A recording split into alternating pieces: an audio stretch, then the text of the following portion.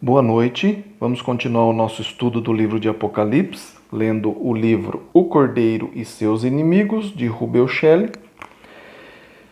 Vamos dar continuidade aqui no subtítulo A Condição dos Santos ou Discípulos Mortos. Tá bem?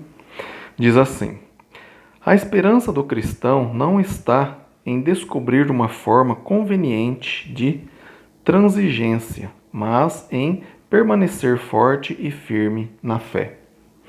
Como expresso pelo terceiro anjo, abre aspas, aqui está a perseverança dos discípulos, os que guardam os mandamentos de Deus e a fé em Jesus. Fecha aspas. Apocalipse 14, versículo 12.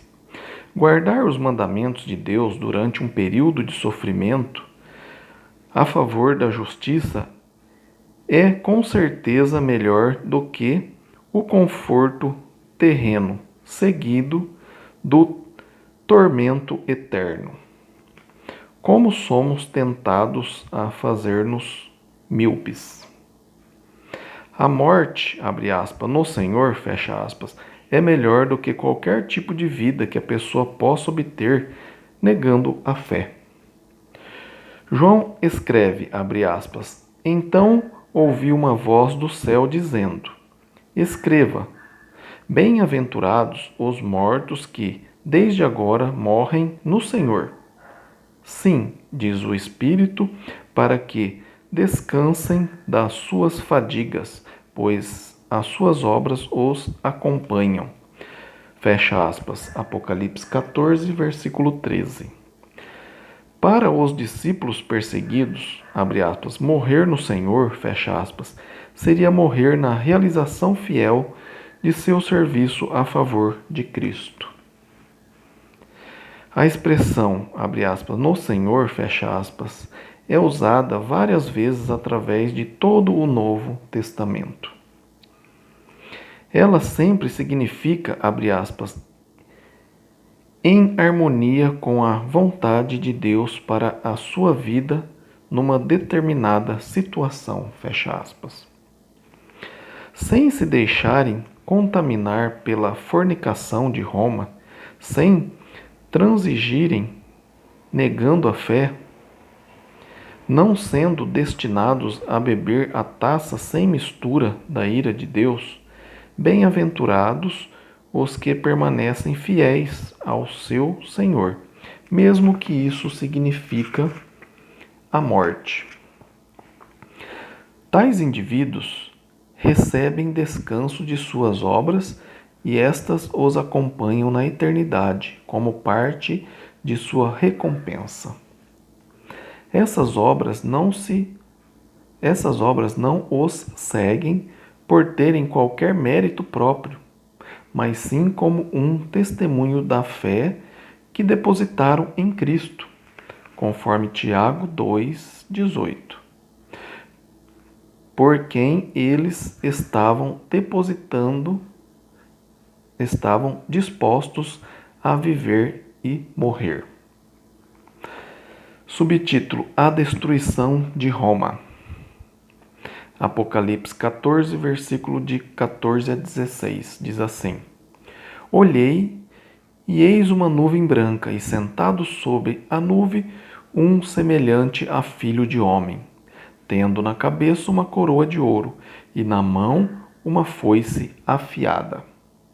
Outro anjo saiu do santuário, gritando em grande voz para aquele que se achava sentado sobre a nuvem: toma a tua foice e ceifa, pois chegou a hora de ceifar, visto que a seara da terra já secou. E aquele que estava sentado sobre a nuvem passou a sua foice sobre a terra, e a terra foi ceifada. Fecha aspas. Apocalipse 14, de 14 a 16. Devemos ter, de novo, em mente que não se trata de uma cena do juízo final, mas do que acontecerá quando as proclamações dos 3 primeiros anjos tiverem sido cumpridas. é a execução da ira de Deus contra Roma pelos seus pecados. Mediante um sinal recebido de outro anjo do santuário de Deus, o primeiro anjo passou sua foice afiada pela terra. Embora alguns estudiosos de Apocalipse identifiquem o anjo com a foice, abre parênteses, um semelhante a filho de homem, tendo na cabeça uma coroa de ouro, fecha parênteses, como sendo o próprio Cristo, essa identificação parece improvável. De um lado, ele já tem um papel definido no drama que está sendo encenado. Ele é o Cordeiro no Monte Sião, com os 144.000 ao seu lado. De outro, a designação, abre aspas, semelhante a filho de homem, fecha aspas, é uma terminologia apocalíptica bastante comum para um ser angélico. Quando o anjo passou a foice pela terra, toda ela foi ceifada. Detalhes da ceifa não são dados aqui na narrativa, pois esses informes são dados mais minuciosamente em visão posterior no livro de Apocalipse. Um segundo anjo de juízo e ira entra na cena. Sua missão é reunir os cachos de uva a serem lançados no lagar do Todo-Poderoso. Abre aspas. Então saiu do santuário, que se encontra no céu, outro anjo, tendo ele mesmo também uma foice afiada. Saiu ainda do altar outro anjo, aquele que tem autoridade sobre o fogo, e falou em grande voz ao que tem a foice afiada, dizendo: Toma tua foice afiada e ajunta os cachos da videira da terra, porquanto as suas uvas estão amadurecidas. Então o anjo passou a sua foice na terra e vindimou a videira da terra e lançou no grande lagar da cólera de Deus. Fecha aspas. Apocalipse 14, versículo 17 a 19. A ceifa de uma grande colheita, no versículo 14 a 16, e a vindima das uvas, no versículo 17 a 20, não são dois juízos separados. Eles são variações da mesma terra, segundo diz o livro de Cairde, e refletem o evento único do julgamento divino sobre Roma, sob duas imagens diferentes. Não é novidade na Escritura o uso de um duplo simbolismo para descrever um só acontecimento, conforme está em Joel, capítulo 3, versículo 13. O fato do anjo que ordenou a vindima nesses versículos tem, abre aspas, saído do altar, fecha aspas, significa provavelmente que sua ação é uma resposta final às orações dos que estão debaixo do altar, conforme Apocalipse 6:9, Apocalipse 8, de 3 a 5. Em outras palavras, Deus age contra Roma parcialmente em resposta às orações dos mártires, que suplicaram num ponto anterior do livro, pedindo justiça em defesa da causa pela qual dera sua vida na terra. A cena do esmagar das uvas no lagar da ira de Deus é tanto gráfica como amedrontadora. Abre aspas. E o lagar foi pisado fora da cidade, e correu sangue do lagar até aos freios dos cavalos, numa extensão de 1.600 estádios. Fecha aspas. Está em Apocalipse 14, versículo 20. Não foi vinho, mas sangue que correu do lagar quando o justo juiz do céu caiu sobre a perversa cidade de Roma. Quando Deus entra na história para esmagar seus inimigos, não é o suco doce da uva que corre do lagar, mas um rio de sangue. O rio de sangue visto por João estendeu-se por 1.600 estádios. Abre parênteses. No grego, stadium, medida romana equivalente a 607 polegadas, fecha parênteses, ou aproximadamente 296 quilômetros, numa profundidade que alcança a altura do freio de um cavalo. O número 1.600 pode ser o produto de 16, abre parênteses, o quadrado de 4, que é igual ao número da Terra, fecha parênteses, e 100, abre parênteses, o quadrado de 10, que é igual ao número da perfeição, fecha parênteses.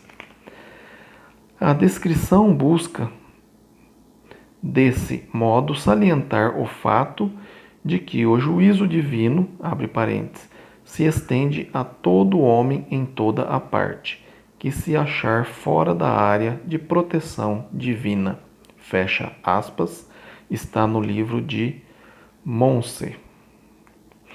Conclusão. Roma era um império vasto e poderoso. Sabemos que sua glória desapareceu mediante um estudo posterior da história. Só restaram as suas ruínas. A glória que foi Roma padeceu. Qual a causa da queda de Roma? Ela caiu devido aos seus medonhos pecados contra a igreja? Ou melhor, não é uma pergunta, é uma afirmação. Ela caiu devido ao seu medonho pecado contra a igreja. Roma perseguiu a igreja do Deus vivo e tentou destruir a fé possuída pelos discípulos. O destino das nações, assim como dos indivíduos, está nas mãos do nosso Deus, e o destino de Roma foi terrível por causa de seu pecado. Roma empenhou-se em destruir a igreja e acabou sendo destruída por seu esforço nesse sentido. Mas o Cordeiro triunfa, e todos os que ficarem com ele através dos tempos difíceis estarão também junto dele no dia de seu triunfo. Quer cristãos perseguidos do primeiro século ou crentes modernos sob pressão, a promessa se aplica a ambos. Sigam Cristo. Mantenham a sua pureza espiritual. Não permitam que qualquer mentira ou negativa do Cordeiro passe pelos seus lábios.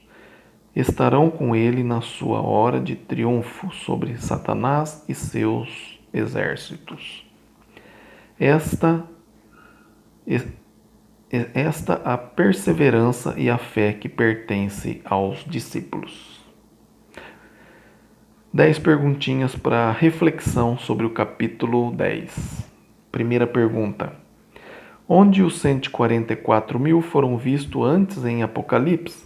Qual a mudança em sua posição nesse intervalo? Pergunta número 2. Como são descritos os 144.000? Pergunta 3. Qual a mensagem do Evangelho eterno do primeiro anjo? 4. Como uma mensagem catastrófica poderia ser chamada de boas novas? 5. Qual a mensagem do segundo anjo? 6. Qual o ponto salientado no anúncio do segundo anjo que mostra a certeza da destruição de Roma? 7. O que foi anunciado pelo terceiro anjo? 8. Discuta o que significa perseverança dos discípulos nesse contexto. 9. Descreva o evento da ceifa da colheita da terra. E 10. O que chama tanto a atenção sobre o lagar visto por João? Obrigado por acompanhar a leitura desse livro, do estudo de Apocalipse. Compartilhe esse vídeo para que mais pessoas entendam melhor o livro de Apocalipse. Dá um like nesse vídeo e se inscreva no canal. Fiquem com Deus e até o próximo vídeo. Amém?